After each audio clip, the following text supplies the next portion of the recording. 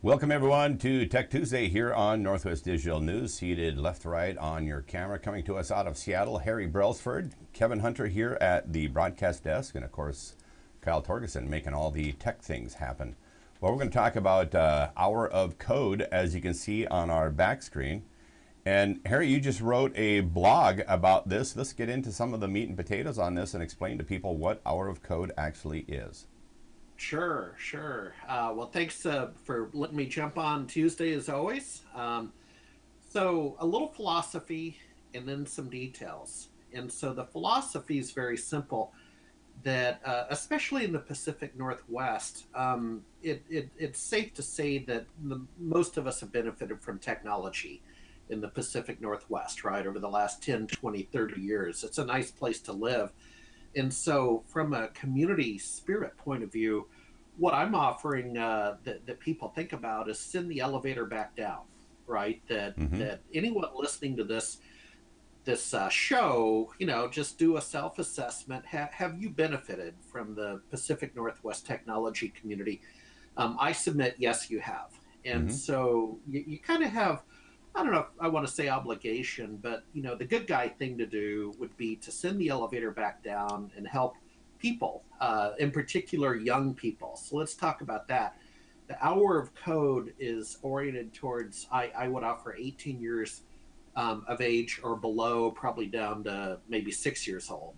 And with that said, it's the annual Hour of Code week, December 3rd through 9th. So as we speak, it's the week. And Kevin, maybe a little bit later, we can jump into the impressive statistics. But the idea, once again, is that you as a business person or a technology professional would go to your kid's school. You would go to a community group, you might go to your church, and you would just put it out there that bring your laptop, we're going to have a hands-on lab and an hour of code. And don't don't let the fact that maybe you're not a technologist or a developer, don't let that bother you, because these are canned hands-on labs. If I can do it, you can do it. So that's kind of the high-level overview as to why you should get involved. Yeah, so to your point, these are not, somebody does not need to be a coder, because this whole platform, the way it's been set up, is step by step. I have actually watched, I've seen the segments in the basic program that they put together for Hour of Code, and this is actually pretty clever the way they've done it. And when you mention that you don't have to be a technologist or a computer expert to make this happen, there's school teachers all over the place that are doing this for their kids. And I think this is pretty genius the way they've done it, and some really big names, as you even wrote about in your blog. Some really big names are behind making this happen and help finding this. Bill Gates is one of them. Ballmer, Bezos, Reid Hoffman. I saw a little video clip by Zuckerberg that was promoting this as well. So a lot of big names in tech recommending that people get out there and do this Hour of Code. And as you mentioned in the beginning, people like yourself, myself, Kyle, others who are around this business and familiar with it, it is an opportunity for all of us to give back and to help young kids understand technology and coding, how it all works.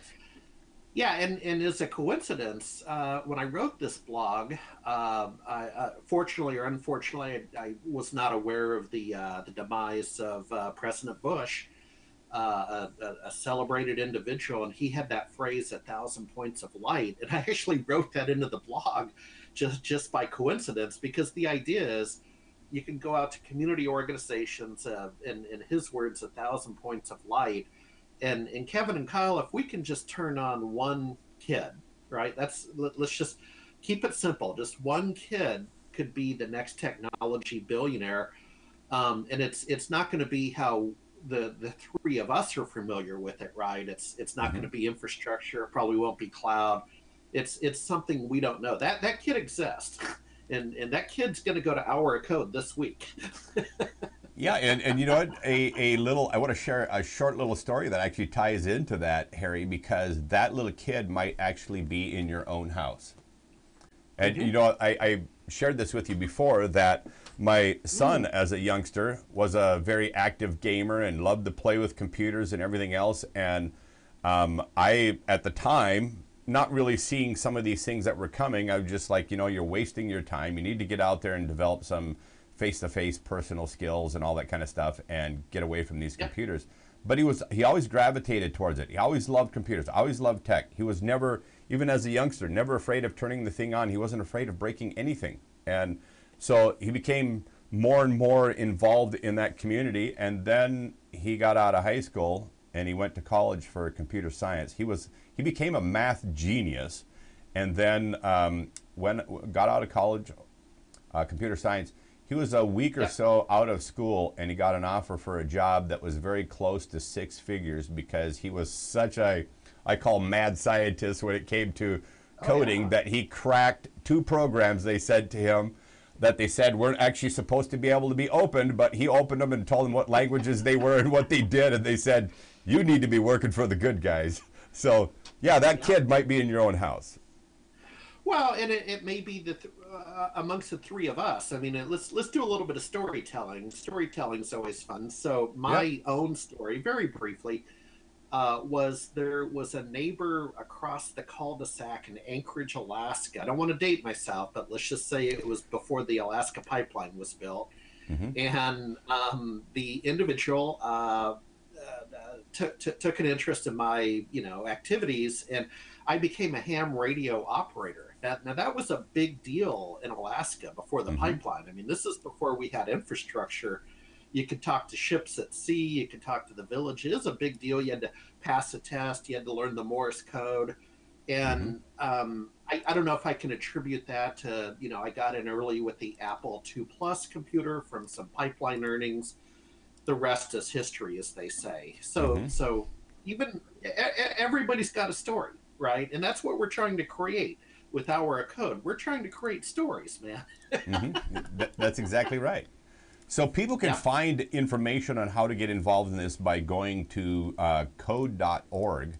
There was a website that was hourofcode.com, but I don't think that's up anymore. I think it's just code.org. It's .org. Well, let's just stop there and then we'll go over the statistics. But this is really important. This is a .org. And when we did the Small Business Saturday show a couple weeks ago, you may or may not recall, listeners may or may not recall, but I said, doggone it, I wish Small Business Saturday was inside a .org. God bless American Express for getting it going and sponsoring it, but we really need to pivot this thing over to a .org and make it more, what am I trying to say? Just make it cooler. Yep. And that's what Hour of Code did. And to your point earlier, they're very well funded. I mean, look at these statistics that you have on the screen.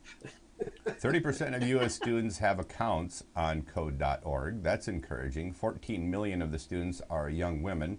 25 million projects already created on code.org. And where's the data? Oh, there it is. 1 million teachers use code.org, and 46 U.S. states changed policy to support computer science. Yep. Pretty nice list of accomplishments. Yeah, and a couple of other nuggets, and then I'm gonna offer up. There's an Hour of Code in the Pacific Northwest if people want to fill up their gas tank and attend on Saturday. But Kevin, a topic we haven't covered, and I'm gonna make a side note. Let's make a show on BYOD.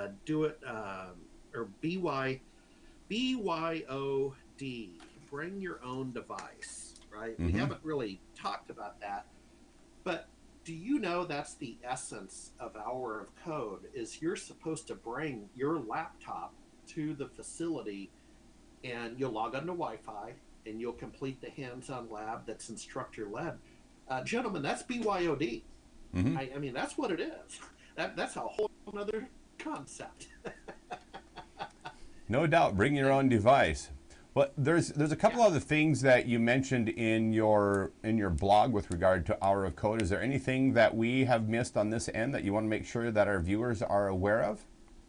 Well, just go to code.org and you'll find a event near you, of course. But I do want to give a shout out to this technology couple up here in the Seattle area, Charles and Donia Keating, they have run a trade association, a user group. They have manifested all that into what's called a coder dojo. Coder dojo. So that's a gathering that meets on a regular basis on Saturdays. And so they have, if you want to go to West Sound Coder Dojo, all one word, or just Google it, West Sound Coder Dojo, they have an event this Saturday morning for Hour of Code. It's in the Paulsbo, Washington area. So for some of you, you're going to have to fill up the gas tank. More importantly, maybe you can find one right near your location. And double important, just go ahead and do one yourself. I mean, it's Tuesday, man. We still have plenty of time till the 9th of the. And I'll leave with this: you can actually do it anytime. This is the week of Hour of Code. There's nothing preventing you from doing it in January, February, March, of course. Absolutely. Well, bring this graphic back on the screen, the Just Code It, if you would, Kyle. This graphic is actually from the organization that Harry was just referring to, West Sound Coder Dojo. And that term dojo, as a former martial artist, I recognize that term immediately. That's right. All right. Well, so no, and correct me. What is that? Is that a gathering of people? It's a training center. It's a training center. Okay. Yep. Okay. Whenever you see the word dojo put on anything, it is a training center, and generally martial arts. But I love it that they're using it with this. So become a computer ninja. Yeah. Well, I leave today's show richer than when I arrived. So thank you for the knowledge transfer. All right. Well, thanks to everybody who joined us here on Tech Tuesday. I do hope that you get out there and participate in the Hour of Code. Just go to code.org to find your opportunity to do that. And if you don't do this in a classroom setting or at your community library or wherever, get together with your friends and do Hour of Code at home. Just make it a house party. Yeah, just there you go. Before the Seahawks game. There you go. Do it before the Seahawks game, or right after. Depending upon how that all turns out. All right. Well, thanks everybody who joined us here on Twitch TV, on Patreon, on YouTube, and of course on Facebook. Special thanks to Harry joining us here on Hour of Code and Tech Tuesday. On behalf of Harry Brelsford, myself, Kevin Hunter, and Kyle Torgerson. Till next time, take care.